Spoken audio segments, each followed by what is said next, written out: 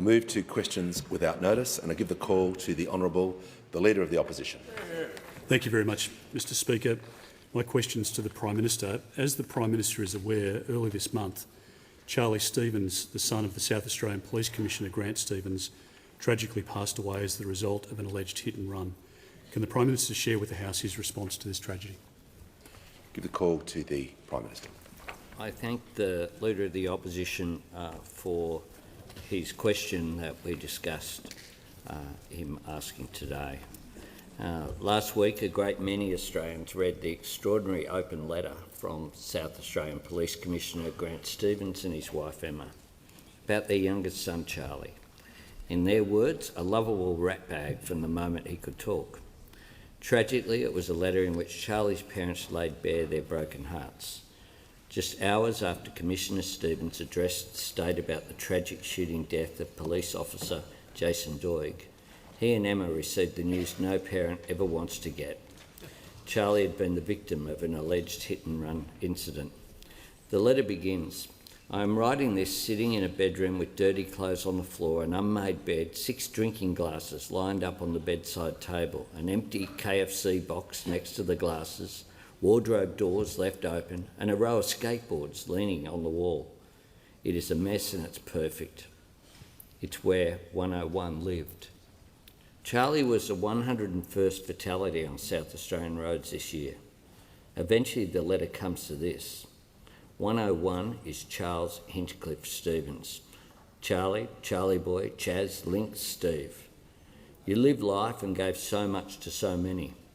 You're a force of nature, and we will never forget your beautiful, cheeky, disarming smile. It's little wonder that journalists who asked to read the letter on air broke down in tears. It is so deeply personal, so perfectly true to the life of one young man in one loving family. And yet it is somehow so universal, so faithful to the joyful chaos, the perfect mess, the vibrancy of our children as they grow into young adults, and so achingly powerful as it deals with every parent's very worst fear.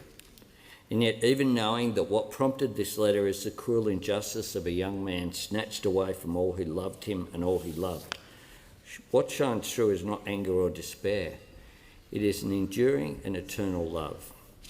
But this letter was not written in search of sympathy. It was published to make us think, to ask us reflect on the true nature of the road toll. Not a number, but the bright and beloved heart of a universe, and a toll that has taken on all those who are left only with memories. Our hearts go out to Charlie's family and to every family that has ever been left to pick up the pieces. And I'd ask, Mr Speaker, that leave be given to the Leader of the Opposition to Indulgence, the Leader of the Opposition. Thank you very much, Mr Speaker. I thank the Prime Minister for his words and for the opportunity to add to the question. I spoke to the Prime Minister about the prospect of asking this question today, and I do so because I've had some interactions with Commissioner Stevens over the years and found him to be a thoroughly decent man, a man that's dedicated himself, along with his family, to the community of South Australia. I was speaking with Neil Mitchell on 3AW last week about the very issue, and the reality is the Prime Minister points out that there are 100 families before this 101 who I'm going to speak about in a moment, who have gone through the same pain and suffering and always will at the loss of their loved one. And I undertook during that interview that I would read out the letter which has been penned by both Charlie's parents, Grant and Emma, and the letter reads as follows. I'm writing this sitting in a bedroom with dirty clothes on the floor, an unmade bed, 6 drinking glasses lined up on the bedside table, an empty KFC box next to the glasses, wardrobe doors left open and a row of skateboards leaning on the wall. It's a mess and it's perfect. This is where 101 lived. 101 arrived on the 28th of April 2005 and changed our lives forever. The last of 5, he was different. Cheeky, intense and funny, lovable, a lovable ratbag from the moment he could talk. He was as frustrating as hell, but he was also the kid who would look after others, befriend the lonely and help those who were struggling.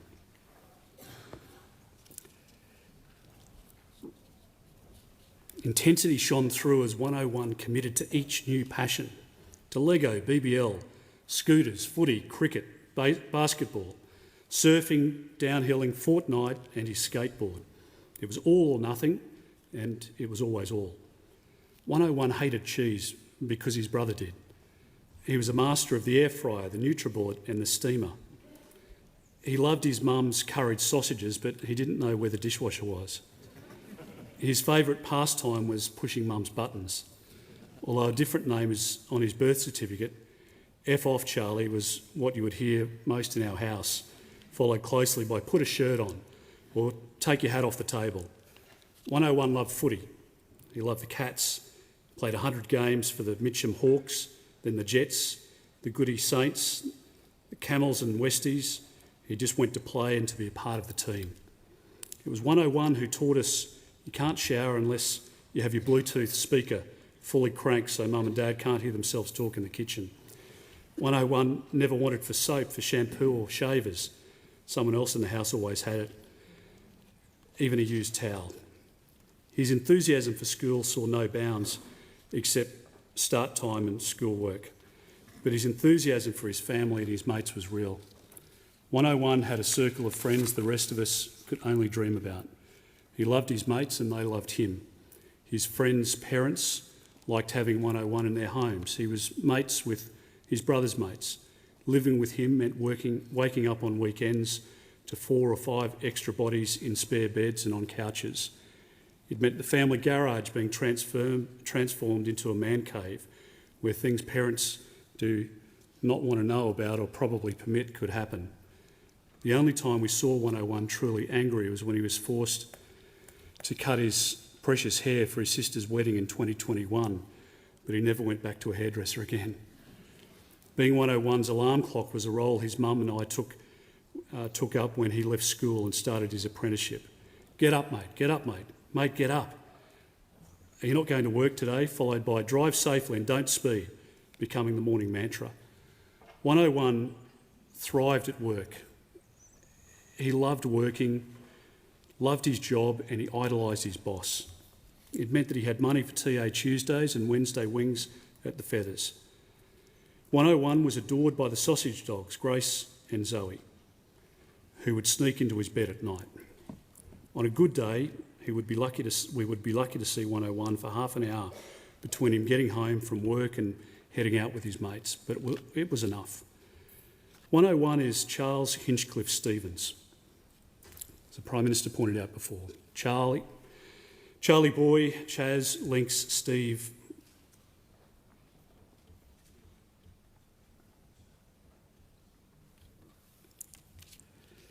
You loved life and gave so much to so many.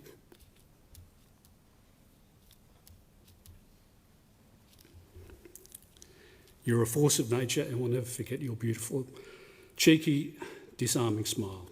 Son, brother, grandson, uncle, nephew, cousin, friend, workmate, teammate, so much more than just a number on a tragic tally.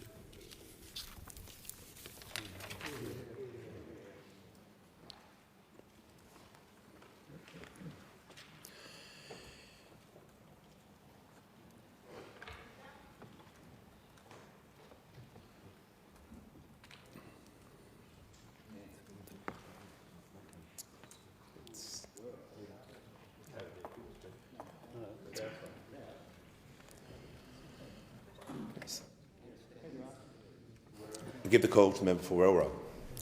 Thank you, Speaker. My question is to the Minister for Climate Change and Energy. How is the Albanese Labor government working to ensure reliable and affordable electricity? What obstacles has the government faced? Give the call to the Minister for Climate Change and Energy. Well, thanks very much, Mr Speaker. I thank my honourable friend for her question and thank her for her leadership in our part of the world, south-western Sydney. It's great to have such a strong Member of Parliament working so closely with her. And, Mr Speaker, the constituents of Werriwa, as the constituents right around Australia know, that we need more reliable energy and we need more of it quickly. And we need that because of the situation that we're dealing with, where over the last 10 years, for example, we had 24 coal plants announce their closure, equivalent to almost 27 gigawatts of power announced to leave the grid, and no coordinated plan to replace it. We know over the last 10 years we saw 4 gigawatts of dispatchable power leave the grid and only 1 gigawatt come on to replace it. And that has meant our energy system has been increasingly reliant on those coal-fired power stations that are left and that are ageing. And this has caused great challenges, Mr Speaker. Just in recent weeks we've had 2 units of one of the largest coal-fired power stations in Australia, Eraring, out of action. And we've had one of the Callide units out of action since May 2021 and not returning until May next year because of a major interruption. So we need more energy investment, and so that's why this government has introduced the Capacity Investment Scheme and also the Gas Code, both very important for reliable energy, Mr Speaker. And I'm asked what obstacles there are. Well, there haven't been many obstacles to the Capacity Investment Scheme because it's received such wide support from energy users, energy producers, climate groups, governments across Australia. Energy ministers met last week and the communique unanimously endorsed the Albanese government's Capacity Investment Scheme. Governments all across Australia, including the Liberal Minister for Energy from Tasmania and the Greens Minister for Energy from the ACT. The Tasmanian Minister for Energy issued a very strong statement. Minister Nick Daigan, a very strong statement on behalf of the Rockcliffe government, welcoming the Albanese government's Capacity Investment Scheme. So that's a big step forward. We know those opposite didn't get the memo. They don't agree with their Tasmanian colleagues. They don't agree with the former New South Wales government, the Perrottet government, which supported our Capacity Investment Scheme. But that's a matter for them. Also the Gas Code, Mr Speaker. Now, the Gas Code was introduced, Mr Speaker, to ensure that there is an anchor on prices and also more supply. Now, the Greens have moved a disallowance. I said yesterday we didn't know how the Liberals were going to vote. Turns out they didn't know how they're going to vote either. They didn't turn up, Mr Speaker. They abstained. The Greens' disallowance motion was defeated, although when they looked around the Senate chamber, they found they were voting with One Nation, with Senator Babbitt and with Senator Canavan, who crossed the floor. Now, Mr Speaker, if you're a Green senator and you've moved a motion about energy, you look around and you find you're accompanied by One Nation and by Senator Babbitt and Senator Canavan, you might say we've made a rather large error, and they did. The member for Deakin will cease interjecting immediately. The Leader of the Opposition has the call. Thank you, Mr Speaker. My question is to the Prime Minister. Prime Minister, Australian sailors were injured by the reckless actions of the PLA Navy. Why didn't the Prime Minister raise the issue in his meeting with President Xi? The call to the Prime Minister. The premise of the comments by the Leader of the Opposition are wrong. And what we do when we organise these things, people who've actually, I raised yesterday the quote of the Leader of the Opposition himself when asked about his dealings. He said there was engagement with Fiji, and as to private conversations, detailed briefings that were conducted by DFAT and others, that's not something we will publicly comment on. Look, in relation to what I said or what my office said in briefings, I'm not going to comment on that. That's what he said. And yesterday I quoted as well, just to keep both sides of this dysfunctional political organisation on side. I quoted both Malcolm Turnbull and Tony Abbott. But it's also the case. It's also the case of the member for Cook. When he was Prime Minister, he said this: we do that privately. We do it directly. When we do these things again and again, we don't. The member for Herbert will cease interjecting. The member for Wannon will cease interjecting, so I can hear from the Leader of the Opposition. Thank you very much, Mr Speaker. This is a situation, a very serious situation, where sailors were injured. None of the quotes that you're relaying relate to injury of Australian. Resume your seat, Leader of the Opposition. Yeah. The Leader of the Opposition is in breach of the standing orders by simply coming to the dispatch box and giving a secondary speech. If he wants to raise a point of order, he will always get the call. He needs to state the point of order. Just allow the Prime Minister to continue. The member for Cook said this about China. We do it directly when we do these things, and again, we don't get into showboating about this sort of thing. We just do it respectfully and within the comprehensive strategic partnership that we have with China. It is very important Member for to Australia, Herbert will cease and it interjecting. enables us to engage with them on any number of issues, which we will continue to do. But we're not about to do those things in a way that is public.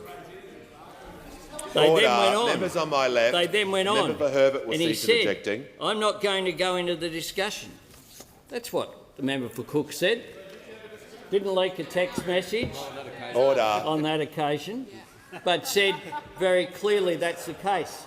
And I make this point to someone who sat on the NSC for a period of time and all of that, that every incident with China on this government's watch, every incident that has impacted every Australian Defence Force personnel has been revealed publicly, has been gone directly to China as well to make our position clear. On this government's watch, Order. that has always happened, and that's something that I'd be interested in whether that can be said across the board. And he knows. Order. The Prime Full Minister's well. time Full has well. concluded. Order. Members on my left. The member for Longman will cease interjecting. So I can hear from the member for Dunkley. Thank you, Speaker. My question is to the Minister for Housing and Homelessness. How will the Albanese Labor government's Help to Buy scheme help Australians get into their own home? And how does it fit into the government's broader housing agenda? Good question. Call to the Minister for Housing, the Minister for Homelessness and the Minister for Small Business.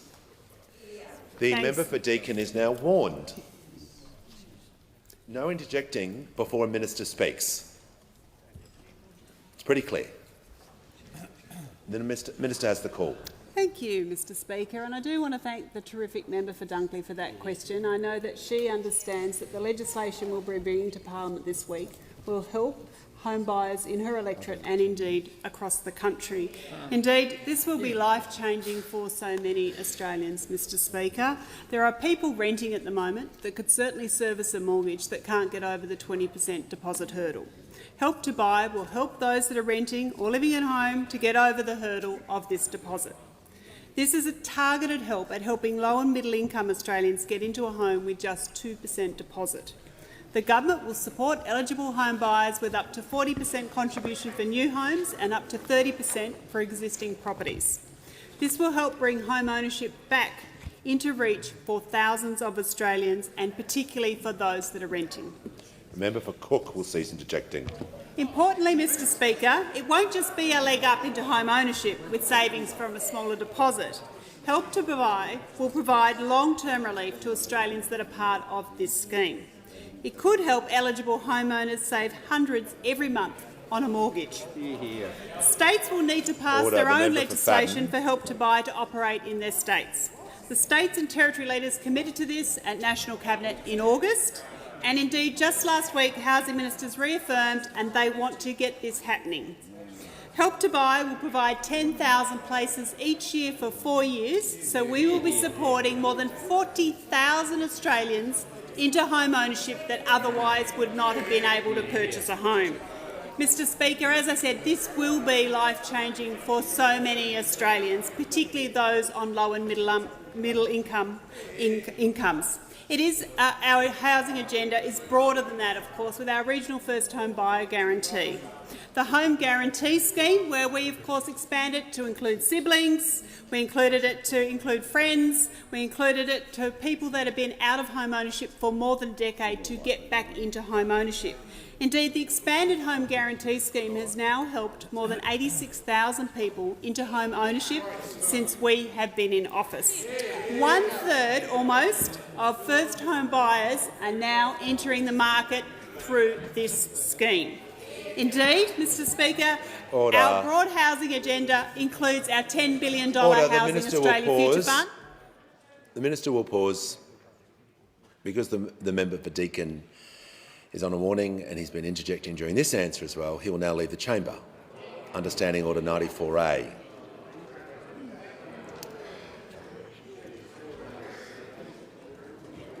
And the House comes to order. The Minister has the call.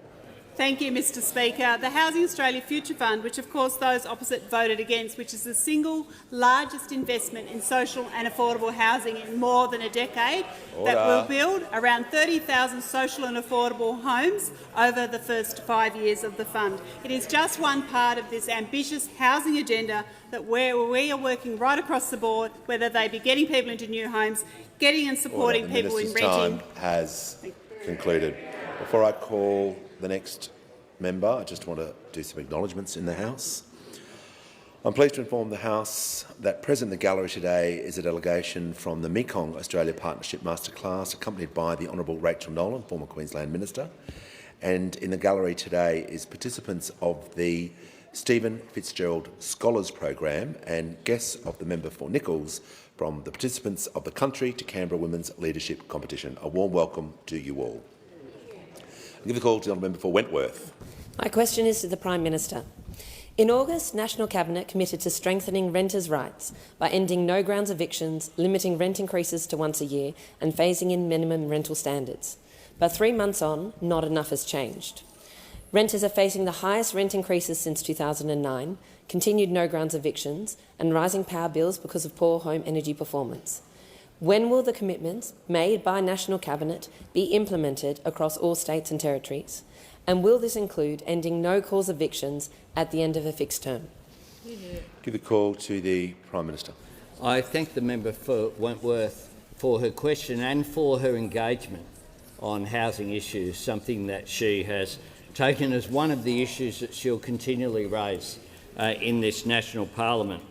We know that a lot of people across Australia are finding it tough to find an affordable place to rent. More than 30% of Australians were renting a home at the last census. We hear renters' concerns and we're acting to address them, and that's why National Cabinet in August, the Commonwealth, state and territory governments committed to a better deal for renters to harmonise and strengthen renters' rights across Australia. Now, I'm asked about what has happened since then, because obviously state and territory governments are responsible for the implementation of that, and I can indicate to the member for Wentworth that at National Cabinet next Wednesday we of course will hear a report from states and territories as well about the actions that they are taking. But there certainly has been substantial action in South Australia. On November 1 they introduced landmark rental reforms to the Parliament to improve security for tenants. They introduced prescribed grounds to terminate or not renew a tenancy, extend the notice period to end a tenancy from 28 days to 60 days, allow tenants to have pets in rental homes, protect tenants' information, ensure rental properties comply with minimum housing standards, provide additional support for victims of domestic violence. In Queensland, the Palaszczuk government doubled the rental security subsidy after the Housing Summit to cover up to $10,000 for 12 months. And in the last quarter, between July and September, $9.7 million was provided to almost 1,700 new households for things like rent increases, bonds and other supports. In Victoria, on November 14, the Minister for Consumer Affairs, Gabby Williams, announced that organisations delivering support for renters in the private market can register for the $2 million rental stress support package, which is there. These organisations provide information, advice, advocacy and legal assistance to Victorian households. In Western Australia, on November 9, the Cook government announced that new regulations for unhosted short-term rental accommodations in WA, along with an incentive aimed at returning some properties to the long-term rental market to help to increase housing supply. All short-term rental accommodation providers to be required to register properties. New $10,000 incentive for property owners to transition existing short-term rental accommodation into long-term rental homes for West Australians, and reforms to provide consistency across the sector and clarity on what is required to operate a short-term rental accommodation property.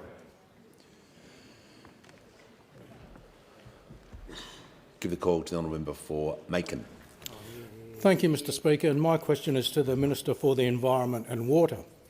How is the Albanese Labor government working to deliver the Murray-Darling Basin Plan after a decade of delay, and why is it important for the Parliament to support these efforts? Call to the Minister for the Environment and Water. Thank you so much, Mr Speaker, and I want to thank the member for Macon for his question and for his support for the Restoring Our Rivers Bill, which is such an important opportunity for this parliament to finally deliver on the Murray-Darling Basin Plan. Of course, those opposite say that they also support the Murray-Darling Basin Plan, but in their close to a decade in government did everything they could to stymie and undermine the Murray-Darling Basin Plan. In fact, more than 80% of all water that has been recovered towards the plan has been recovered when Labor has been in government, just 16% under those opposite. Of the 450 gigalitres of additional environmental water, those opposite achieved just 2 out of 450 gigalitres, the target, just 2. And in fact, what they did is ignore more than 10 warnings from the Murray-Darling Basin Authority, from the Productivity Commission, in the Water for the Environment Special Account Reviews, more than 10 warnings that the plan was off track. Supposed to be delivered in the middle of next year. No chance that it would get there under the settings of those opposite. In fact, they say the plan's still on track. Yeah, on track to be delivered sometime around the year 4000 at the rate that they're going. Well, we promised we'd deliver the plan. That's what we're doing. If he continues to interject, the legislation, of course, is in the Senate at the moment, and what it will do is give more time, more opportunities, the Deputy Leader of the more money. Coalition will cease interjecting. And of course more accountability. And I'm very grateful to the Greens political party in the Senate and to Senator David Van, who have both publicly said that they will vote for the Restoring Our Rivers Bill, and I'm very keen to see other senators do the same. Because we know, Mr Speaker, that the next drought in Australia is just around the corner. We know that there are 3 million Australians who rely on the Murray-Darling system for their drinking water. We know that there are agricultural industries. We know that there are other industries that rely on water in the system, and of course our environment. We know that there are 16 Ramsar wetlands, 35 endangered birds. We know that more than 90% of our native fish have gone, and unless we see this Restoring Our Rivers Bill go through the Senate, we won't deliver on the Murray-Darling Basin Plan. That means more water purchase because the projects won't be finished. By supporting Restoring Our Rivers, we support local communities and we support the environment. Concluded. Before I call the Deputy Leader of the Opposition, the Leader of the Nationals was constantly interjecting during that answer. He is now warned. The call to the Honourable the Deputy Leader of the Opposition. My question is to the Minister for Housing, and I refer to her train wreck interview this morning on ABC News Breakfast. Order. The Minister for the Environment will cease interjecting. The Minister for the Environment will cease interjecting. The Deputy Leader of the Opposition is entitled to ask her question, and she will be heard in silence. Just also ask her to temper her language, as well as I have done with ministers before, and I give her the call. My question is to the Minister for Housing, and I refer to her unfortunate interview this morning on ABC News Breakfast. The Liberal and National parties categorically rule out ever taxing the family home. Will the minister join us and rule out categorically ever taxing the family home? Give the call to the order. The Minister for Resources will cease interjecting. The Minister for Housing, Homelessness and Small Business has the call. Thanks, Mr Speaker. As I said in the interview, we absolutely are not doing anything for the family home that the member is indicating that we are. Call to the order. Order. The House comes to order. I'll hear from the member for Chisholm. Thanks so much, Speaker. My question is to the Prime Minister. How are the Albanese Labor government's actions to relieve cost of living pressures specifically helping Australian women? The call to the Prime Minister. I thank the member for Chisholm for her question, and the government has put enhancing economic opportunity for women at the heart of our agenda, and it is making a difference. Women's workforce participation is at a record high, providing more economic security for women. Today, the Workplace Gender Equality Agency announced the gender pay gap has decreased by 1.1% this year. This is the second largest single-year drop since the agency started collecting employer data in 2014. The government's work to demand more transparency and accountability in reporting the gender pay gap is having an impact. The Executive CEO of the agency, Mary Wooldridge, said this: "Publishing gender pay gaps requires employers to understand the unique challenges, develop a purpose-built approach to gender equality, and then take intentional and sustained action. We know there's more work to do. We won't rest till we have closed the gender pay gap. Let's not forget that under the last government, women lost out. On their watch, Australia fell to 70th in the world for women's economic participation and opportunity. Now, under this government, Australia's World Gender Equality ranking has jumped up 17 places, from 43rd to 26, the largest increase since the index began way back in 2006.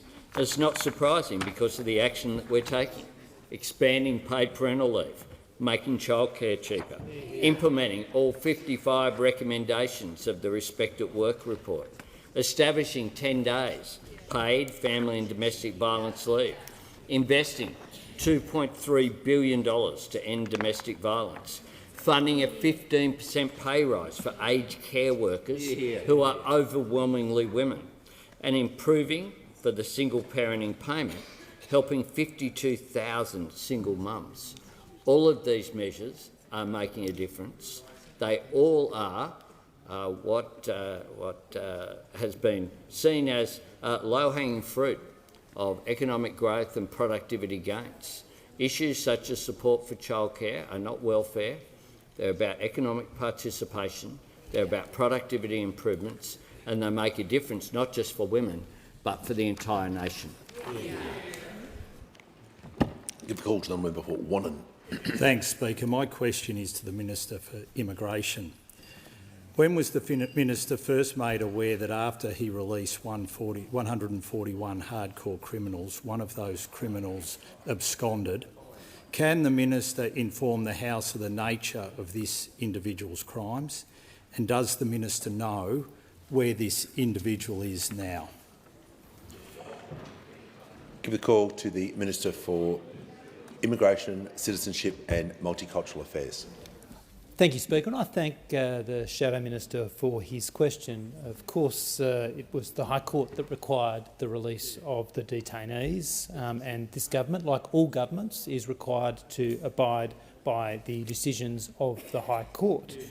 Now, in respect of the issue he raises, I should be very, very clear about a couple of things. The first one is he would be well aware, as all members would be well aware, this government does not comment on operational or individual matters. Can I also say to members in this place, and to the Australian community, that the Australian community should be assured that all efforts coordinated under Operation Aegis are being made to track down this individual. And again, I commend the work of the Australian Border Force and the Australian Federal Police working with state and territory law enforcement officials to ensure community safety. And I might say two other things, Speaker, if I may, on this. Firstly, the High Court has just handed down its reasons for decision in the matter which led to this, a matter which, of course, the Commonwealth vigorously oppose the case brought by the plaintiff. I make that very clear. We will be considering those reasons for decisions, and I hope working with all members and indeed all senators to put in place a strong legal framework, an enduring legal framework for community safety. But on that note, I remind the Shadow Minister and all members that yesterday a bill passed through the House. A bill passed through the House to strengthen the regime for community safety. Order. The Leader of the Opposition will cease ejecting. The Minister will... The Minister for Home Affairs and the Leader of the Opposition, I'm trying to call the member for Wannon on a point of order. Well, I haven't called you yet. Just wait. You'll get the call. When everyone settles down... The member for Latrobe is warned. Do not interject while I'm trying to take a point of order from the Shadow Minister. The member for Wannon has the call. Goes to relevance, Speaker. The Minister wasn't asked about the legislation that had a lot of shortcomings yesterday. Resume your seat. Resume your seat. Resume your seat. Resume your seat. Resume your seat. Resume your seat. The member for Moreton will leave the chamber under 94A. The Leader of the House. Thank you, Mr. Speaker. The question referred to the full number of people who had been released following the orders of the High Court. The legislation that is being referred to was directly relevant to actions being taken against those people. And those opposite might be embarrassed that they voted against those tougher conditions, but it's relevant to the question I just asked.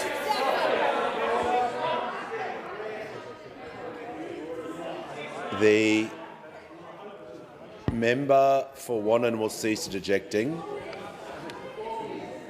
The Minister for Infrastructure will cease ejecting. The Leader of the Opposition and the Deputy Leader, for good measure, will all cease interjecting. The Minister was asked a question about a specific individual. He is addressing the topic of the question. I'm going to ask him for the remainder of his question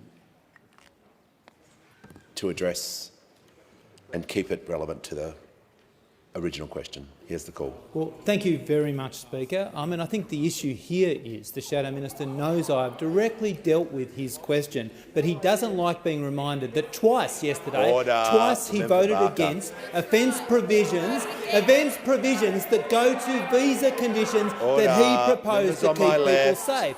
He voted also against arrangements to improve electronic monitoring. He, like the Leader of the Opposition, likes to talk tough, he likes to talk about strength, but his voting record is exactly the opposite.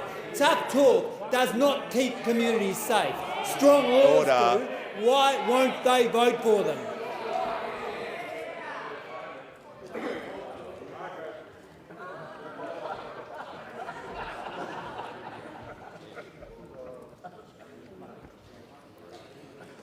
Member for Blair has the call.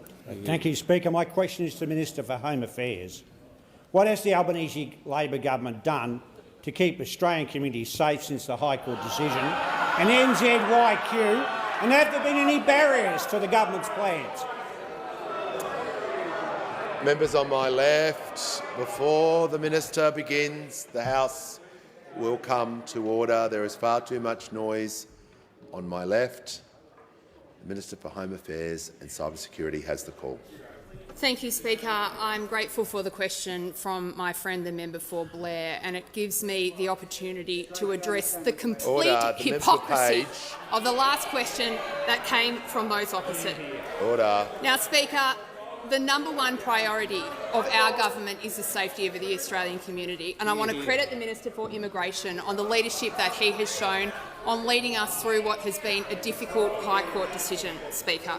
Now, we always hope in Australian politics, and I certainly know that the community out there hopes that when it comes to matters like the protection of Australians, that the two major parties can stand together in a bipartisan manner. So let's have a look at what the opposition have done in relation to community safety in recent days, Speaker. What we have heard is a lot of rhetoric from those opposite talking about community safety.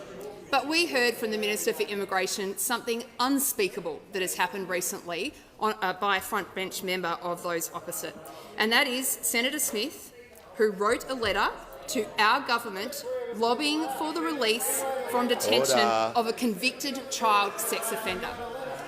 Now, Speaker, this is a remarkable thing to have done. The fact that a person reached a position of power in this parliament and chose to use that position of power to advocate for a child sex offender. Speaker. Now, what we know... Order. The Minister for Pacific Island Affairs, the Minister for Home Affairs will pause for a moment so I can hear, and I'll ask the Leader of the Opposition under the standing orders to state the point of order that he is asking the call for. He has the call. Thank you, Mr Speaker. It's on relevance. The Minister is missing a prisoner at the moment, a high-risk prisoner. Resume your seat. Doesn't know. Resume your seat. You resume your seat. Before I call the Minister, the Leader of the Opposition is the second time he's done this today. It is not. The Minister for Home Affairs is not helping her or anyone else. It is not the opportunity to make debating points. If the Leader of the Opposition continues to do that, question time will not operate that way. It hasn't operated that way, and it's not about to start. This habit will cease.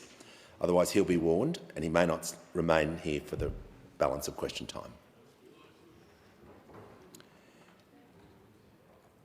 The Minister has the call and will be heard in silence.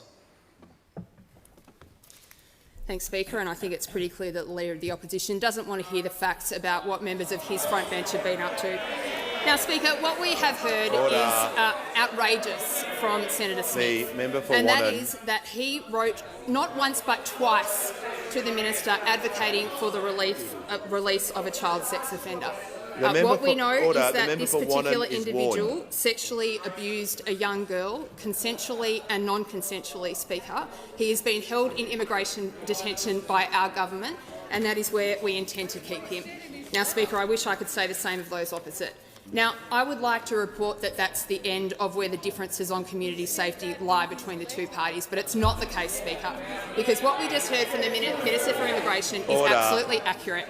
And that is, when we brought laws before this parliament... The Minister will pause. The Minister for Regional Development, the Assistant Minister for Foreign Affairs, is warned, and the Minister for Regional Development, if she continues to interject, she'll be warned as well. I can't hear what the Minister is saying because members on my right are continually interjecting. Ministers or not, you won't be here for the remainder of question time. The Minister has the call. Thank you, Speaker. Now, it's not the only difference in approach that we've seen this week, and all of you who were here in the House last night would have witnessed something that was truly extraordinary to me, and that is when the Minister for Immigration brought forward strong laws to attach criminal offences for child sex offenders going near schools and childcare centres. The opposition came in here and voted against it. They voted against it.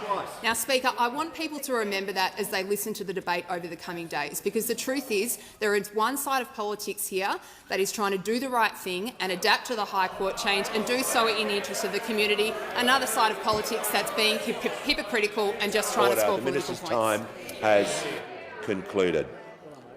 Give the call to the honourable member for Hume. My question is to the Prime Minister.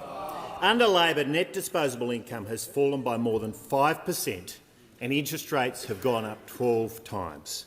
Our inflation is homegrown and we now have one of the highest and most persistent inflation rates of any advanced country.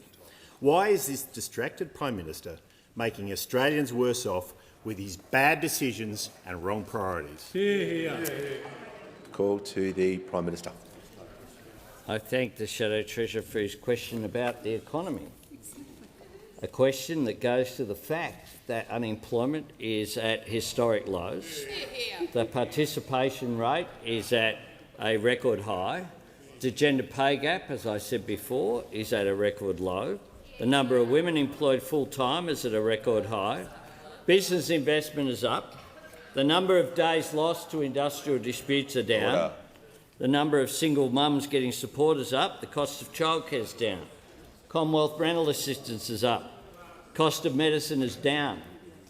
All of this has been achieved without any support for any of these measures from those opposite. And most importantly,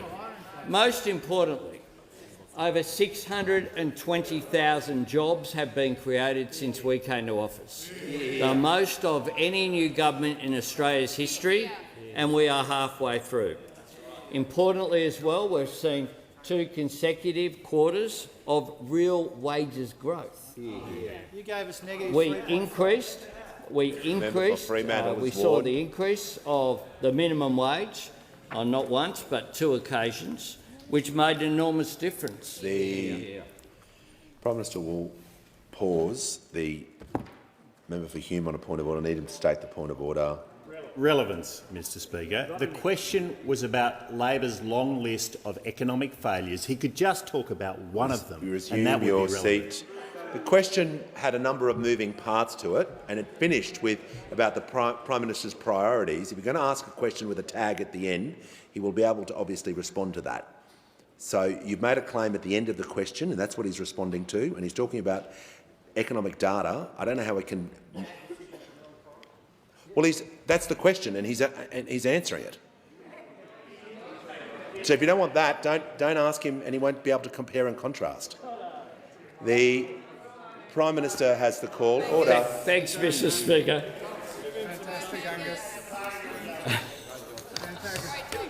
Order. It was pretty good.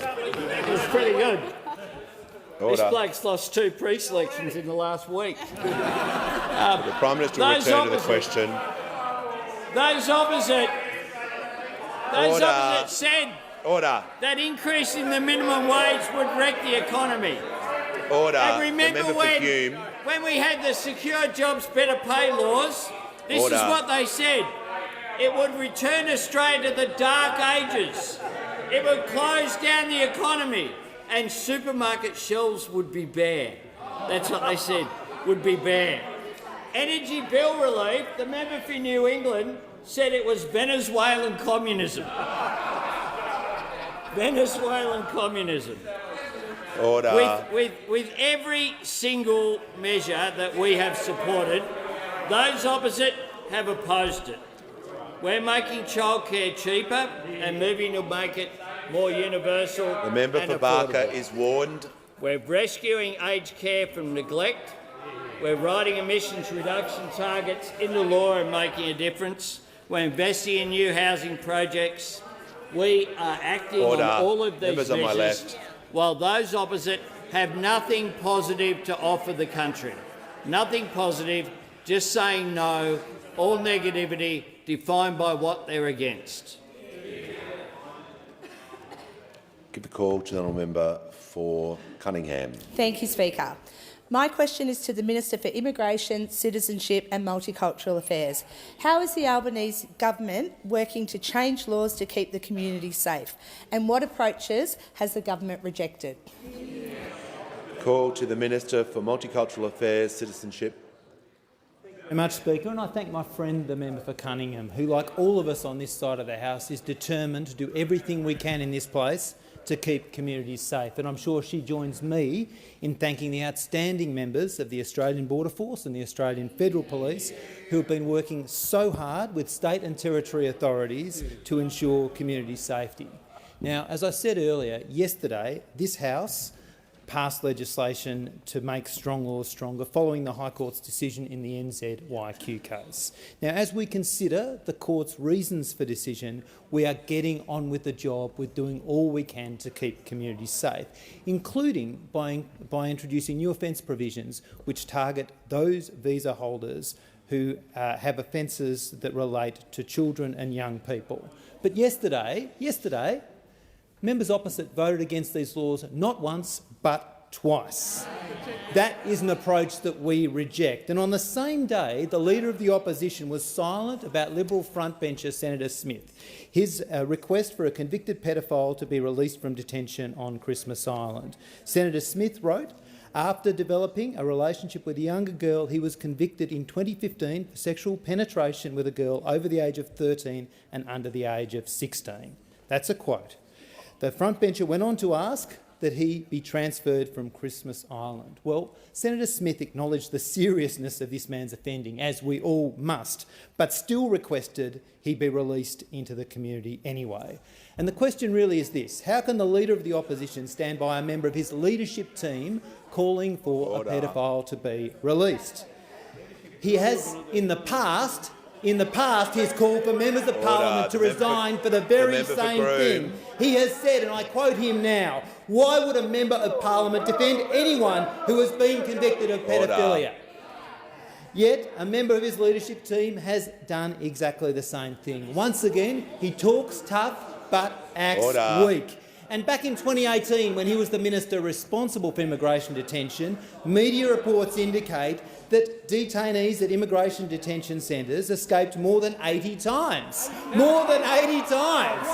That, once again, he talks tough and he acts weak. His 2 decades in public life where he has contributed nothing positive other than talking himself up, full of bluff and bluster signifying absolutely nothing. And here, this issue is a test to his words. He should stick to his words and agree that Senator Smith's letters are unacceptable, in which case his position is unacceptable, or his silence must be taken as an endorsement.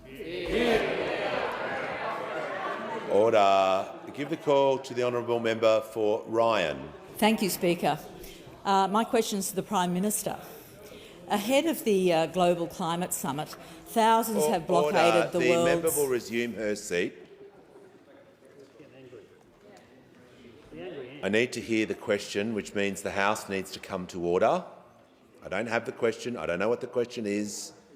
People expect to make rulings on the question. I've got to hear the question. And the member for Ryan deserves to be heard in silence as a mark of respect. Thank you, Speaker. Give her the call. Thank you, Speaker. My question is to the Prime Minister. Ahead of the Global Climate Summit, thousands have blockaded the world's biggest coal port in Newcastle. Some coal exports were stopped and over 100 people were arrested. This growing rising tide movement says if Labor won't stop more coal and gas, they will. They're planning even bigger actions next year. Prime Minister, do you agree with the Greens that these people are heroes and should be congratulated? Give the call to the Minister. Order. Give the call to the Minister for the Environment, to the Minister for Climate Change and Energy. Mr Speaker, I thank the honourable member for her question, but I'll tell the House what doesn't reduce emissions and doesn't create jobs. Riding on a kayak around Newcastle Harbour doesn't do that. Policy does that, Mr Speaker. Policy of this government does that. Creating the jobs of the future for the hunter does that, Mr Speaker. Creating green energy jobs like the hydrogen hub for the Newcastle port, which we have announced and implemented, Mr Speaker. That's what reduces emissions, and that's what creates jobs for the people of Hunter. The people of the Hunter know that the jobs of the future are clean energy jobs. They know that they are jobs that are related to green hydrogen and offshore wind. They are the jobs that are related to creating energy, not just for Australia, but for our region, and exporting that energy, Mr Speaker. That's what this government is getting on with the job of doing. And we are also, Mr Speaker, we are also managing a complicated transition. And I've got to say, Mr Speaker, if I was a member of the Greens, I would not have chosen today to ask this government a question about new gas, Mr Speaker. I would have taken a different judgment call, because yesterday the Greens voted with One Nation and with Senator Babbitt and with Senator Canavan to overturn the Code of Conduct, which requires any new gas to be sent to the domestic market. Now, Mr Speaker, the Greens have previously said a New South Wales member called for the Code of Conduct. A Greens MP called Sue Higginson called for the Code of Conduct and said any guarantee that Australian gas will be reserved for domestic use must come with price caps that ensure domestic supply prices are not being driven by energy profiteering following armed conflict around the world. That's what the gas code does, Mr Speaker, which they just tried to overturn, Mr Speaker. They voted to overturn the gas code, the bit of regulation of the gas industry. They talk tough and say they're anti-gas. We bring down a regulation to actually anchor prices and to ensure that domestic supply is secured, not international supply, and they try and overturn it. And they go in with their mates, the new coalition of craziness, Mr Speaker. One Nation and the Greens. I mean, you couldn't make this stuff up. You really couldn't make it up. Now, I'll tell you what, Mr Speaker, the Greens embark in slogans and protest. We embark in policy and progress, Mr Speaker. That's what we are delivering. Jobs are the future for the people of Hunter. Emissions down, driven by the great energy regions of Australia, including the Hunter and the Illawarra and Gippsland and so many others, Mr Speaker. That's what good policy does. Engineers this most massive economic transformation. That's what this government is leading. The Greens can engage in protest and they can vote with One Nation and Senator Babbitt and Senator Canavan on their silly little stunts. We'll be getting on with the job. The call to the honourable member for Macarthur. Thank you very much, Mr Speaker. My question is for the Minister for Health. How is the Albanese Labor government taking action on vaping to protect the health of Australians, particularly our children? Why is strong action needed, and what options has the government considered and rejected? The call to the Minister for Health and Aged Care. Thank you, Speaker, and I thank the member for Macarthur for his question. Two great things happened in 1984, Mr Speaker. Medicare kicked off and a young Dr Freelander started medical practice. And I feel so lucky to have him as a member of our government and our caucus, giving us the benefit of his big brain and his long experience. Well, Mr Speaker, Australia right now is grappling with a new public health menace. Vaping right around the world was sold to communities as a therapeutic good that would help hardened smokers kick the habit when they tried a whole range of other smoking cessation supports with no success. But it's now clear we were all deliberately deceived. It is now beyond doubt that this is a product that is being deliberately targeted at recruiting a new generation, our youngest generation, to nicotine addiction. You just have to look at these products, Mr Speaker. They're brightly coloured, they have cartoon figures on them, pink unicorns and things like that, bubblegum flavours. They're often marketed as highlighter pens and USBs, so students can hide them in their pencil cases without being detected by teachers and their parents. Mr Speaker, most tragically, this deliberate strategy from the tobacco industry is working. 1 in 6 high school kids are vaping, 1 in 4 young adults are vaping.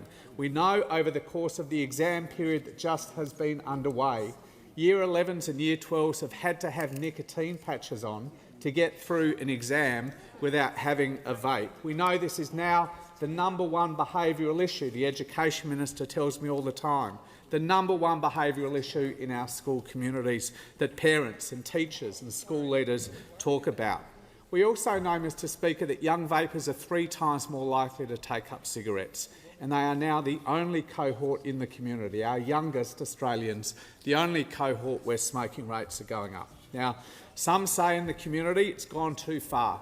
We should just raise the white flag and accept that this is now part of the Australian way of life and maybe derive a bit of revenue from it on the way. That, I think, to their discredit, is the position of the National Party and some others in the Coalition Party room. And that is why Greg Hunt was rolled by the Coalition Party room when he tried to snuff this out at the start and put in place an import control. Well, that is not the approach of this government, Mr Speaker. We're not going to give in to this deliberate, cynical strategy by the tobacco industry to undo 5 decades of tobacco control efforts. We'll do what the former government should have done. On the 1st of January, it will be illegal to import any disposable vapes into this country. Over the course of the following months, we'll put in place more regulation to ensure that our kids are protected, that the ABF is properly resourced, that the TGA is properly resourced, and we snuff this out for good. Concluding. Call to the Prime Minister. I ask further questions to be placed on the notice paper.